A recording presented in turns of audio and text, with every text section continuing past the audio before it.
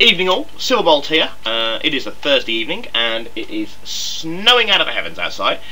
Unfortunately I've been in work mode today, so I haven't even been able to enjoy it that much, which is a pity, but there you go. Very lucky it'll still be around at the weekend, but I hardly doubt that. Anyway, I'm going back to G1 for this review, obviously, because you can't really count Masterpiece Prime as a G1 review. I mean, it's a G1 Prime, but it's not a G1 toy. So today we are doing this monstrous mountain of metal muscle. Try saying that when you're pissed 5 times fast. This, of course, is Metroplex, and I think it was on one of my other videos that I said, is it me or is eBay getting more expensive?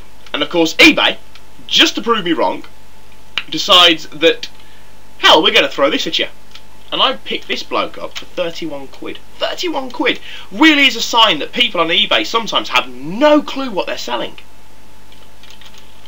And unlike most second-hand Metroplexes, because if you can get one cheap on eBay that's first-hand still in his box, good luck.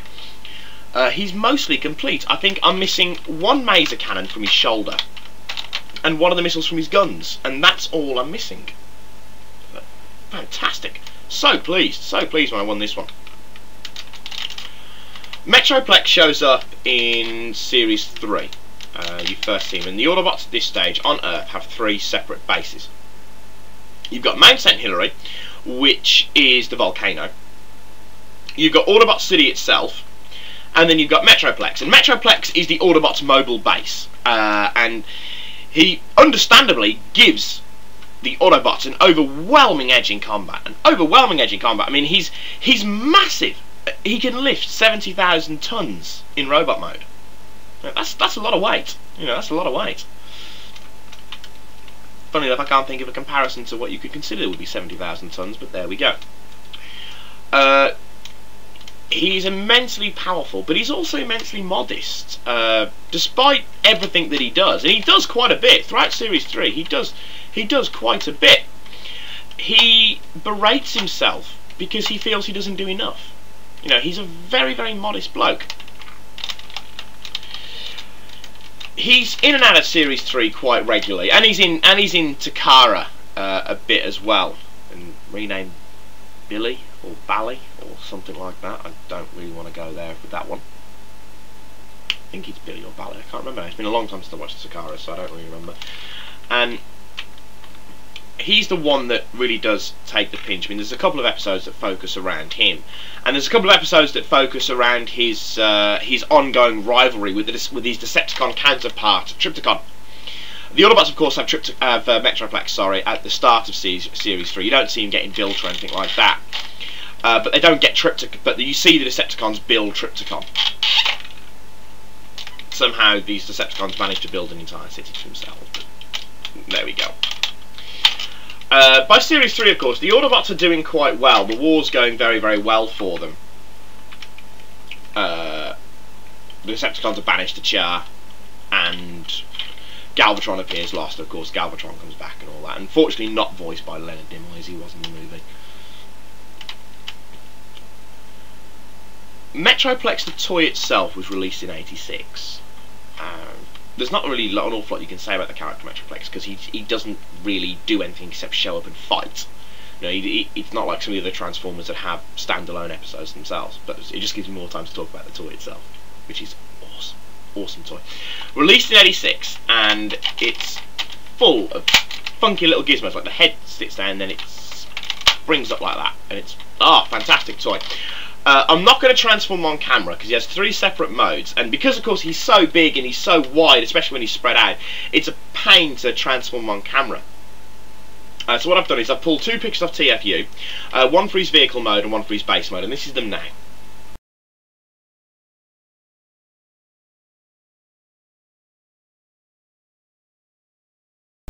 Those are the 2 forms for Metroplex anyway, and I said earlier on in the video that Metroplex is very hard to find complete, and he is, mainly because he's got so many parts to him. I mean, I'll show you now, things like the knee pads pull off and become various functions in the various modes.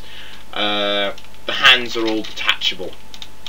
And also, most of the external parts, which are the guns and that, they all form other Transformers. Now, Metroplex comes with 3 other Transformers. You've got Slammer. Oh, I've forgotten his fucking Scamper, that's it. Sorry, it just occurred to me, I couldn't remember one of the other Transformers' names. You've got Slammer, which is this tank thing, that's about all he does. The Transformer that you do get with him is Scamper. And he's quite a nifty little black car that transforms quite nicely. I mean, all you do to transform Scamper is do this, and it pushes it into car mode, and then you just pull the arms off, and you've got this little 6-wheeled that looks rather like Kit thing.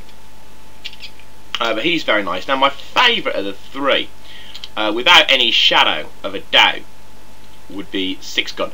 Now, 6-Gun isn't really even a robot. He's just like made up of various of Metroplex's various weaponry, and I love 6-Gun. And I've just dropped Scamper, but there we go.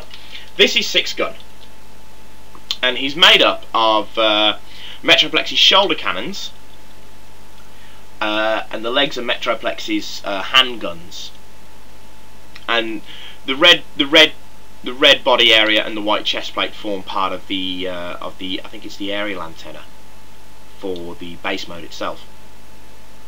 And the reason I like 6-Gun so much is because he reminds me of early Transformers. And I don't mean early Transformers as in early Transformer toys. I mean early Transformers as in early Cybertronians. If you watch the episode Desertion of the Dinobots, which is one of my favourites in Series 2, you see Carly, Spike and Swoop watch the video of the start of the Autobot and Decepticon Wars. And you've got all those early Cybertronians. And all the early Transformers and the early Decepticons and Autobots, and 6-Gun reminds me an awful lot of that. He doesn't really do much else, but I just think he looks funky. And of course, you pull him apart, and these things go on Metroplex's shoulders, and these guns here, if I can just get one off, become Metroplex's handguns. So I do like 6-Gun. He is quite impressive. Metroplex himself isn't quite as large as you'd think, considering the fact of what he's supposed to represent. I mean, he's still a big toy, and he's big and he's wide as well, which makes him look taller. He's not even the same size really as Computron. I think Computron's slightly larger. He's not quite as big as you'd expect. Because he's, as I said, he's smaller than some of the Gestods. And even if you look at the later Autobot Mobile City, which was Fort Max, I mean, Fort Max was huge. Fort Max was something like 22 inches high. So, yeah, good luck finding him for 31 quid on eBay. Because if you do, please let me know. Before you've bought it. I'd love a Fort Max. I really would love a Fort Max. The toy is loaded with little gizmos that just pop out and everything. Even in robot mode, like the chest area pops out and you can slam out. You've got these missile launchers here, and the arm. Okay, you're going to fall out, so I'm just going to take you out before I drop you completely. That's the front landing bay for the base mode. And the toy is very well designed to be put together. I mean, it's a triple changer, but it's a massive triple changer. So it looks very well in all 3 of its parts. It's not like, for instance, the Decepticon Headmasters, as in 8-Face and Snapdragon, who don't look that good in their monster forms. They look much better in their plane and robot forms. But Metroplex looks very good in all 3. Not an easy toy to come across on eBay. Of course, that you've got the new Transformers Energon Cybertron Metroplex, but it's not the same. Not the same. Plus, it's a Cybertron toy, so it's anyway. It's a very, very nice toy, and the nicest Metroplex they've ever done. There was a recolour done for him for the Micromaster range, because Metroplex in base mode works very well with Micromasters. Actually, I'll just grab one now. Just give me any old one. Here we go. Here's a Micromaster. So if you stand a Micromaster next to Metroplex, it's more relative to the right size. So I'll probably keep him displayed with my Micromasters, because I'm going to get some of them out. And I will do some Micromaster videos once I get some of the actual proper playsets. I'm not standing here with a little, you know, look at that one kind of job. If you can get Metroplex then I'd say fork out for him, even if you have to fork out for him, because he's a very good G1 toy, and he's quite a hard G1 toy to find, and even harder to find in any sense of completion. I've seen Metroplexes on eBay go for 50, 60 quid with nothing, just this. Never mind having a Scamper, Slammer, or Six Gun in there. But if you can fork out for Metroplex, then do, because he's a great G1 toy. He's a great G1 toy. I don't really have any faults with him. Well, I don't know, he's unusual for me with the Transformer. I usually find something to have a fault with him about. Except for maybe the face. This bright chrome with the red eye face. I don't like that. I don't like that. I think it looks out of place. It doesn't go well with the matte grey cream colour that is the rest of Metroplex.